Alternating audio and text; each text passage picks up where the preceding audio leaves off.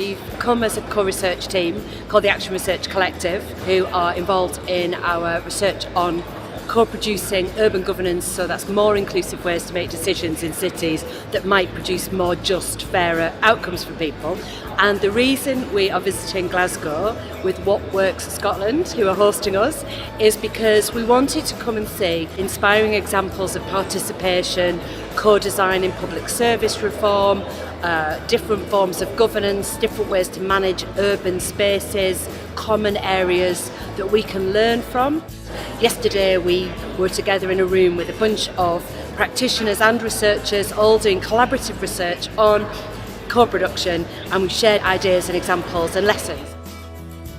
When you do collaborative action research, you're not starting from zero.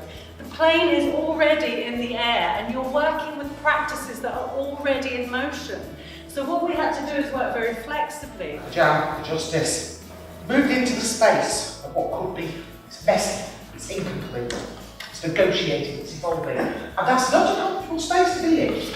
Who should the other people be that fit into the arc? We came up with the idea of an average arc participant, which doesn't exist. Who are you? What's the categorisation on your badge?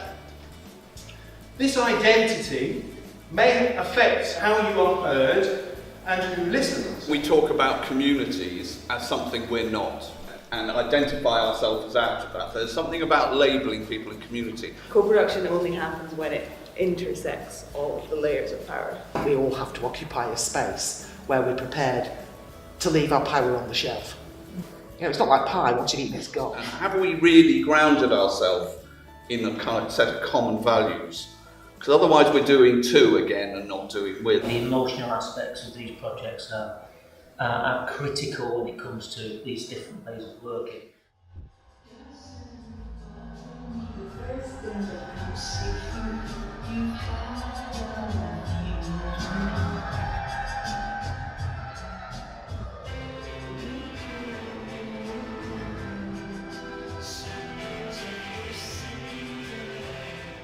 I found it really moving. I cried a little because I actually work with offenders and ex-offenders.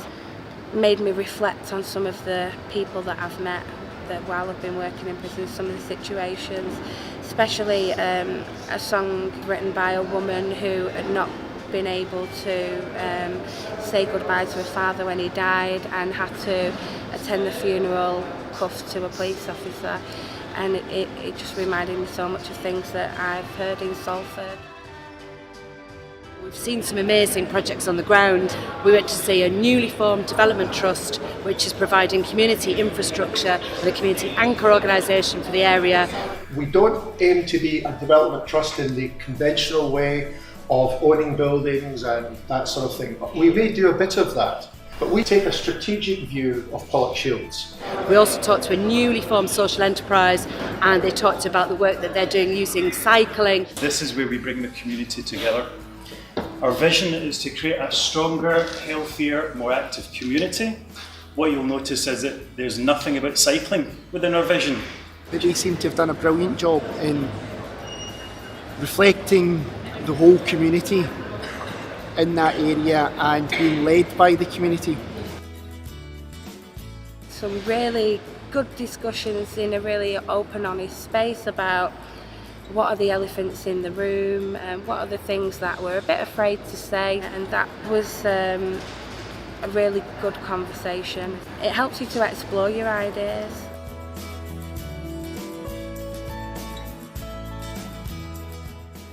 The encounter does demonstrate the value of bringing people together across communities of place, practice and interest in order to make sense of the kind of social innovation and social change that we're trying to advance. Working with other people from another city or another region was really, really helpful. It helped me get the headspace to think through some of the work I'm doing. It helped me get the headspace to work out in context what that means, not only for Glasgow, for Scotland, but for us as a big region here in the United Kingdom. I think proof of concept and some evidence is really useful, so being able to say, look, they're already doing it, it helps me to communicate it. Sometimes it's just about encouragement and confidence raising, and one of the ways I think works really well is to learn from others. We sometimes need to step out of the everyday kind of grinding realities, and give ourselves the time to think together, so that we develop a collective sense of purpose, and we create a learning space that allows us to evolve as practitioners, as researchers, and as people who are trying to make a difference in different ways.